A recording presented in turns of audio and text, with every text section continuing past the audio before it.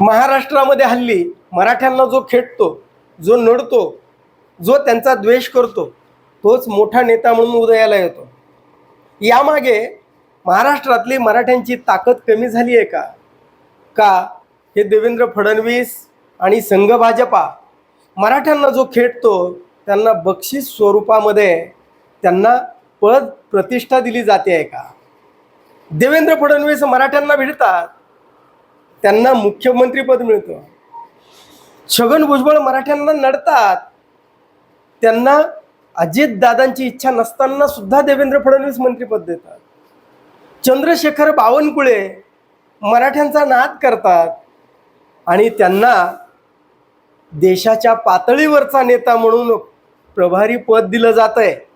म्हणजे महाराष्ट्रात मराठ्यांना जो नडतो खेटतो तोच मोठा नेता होतो. यामागे मराठ्यांची ताकद कमी आहे का? का फडणवीस संघ भाजपा सरकार मराठ्यांच्या विरोधामध्ये षडयंत्र करतंय? यामधलं सत्य काय?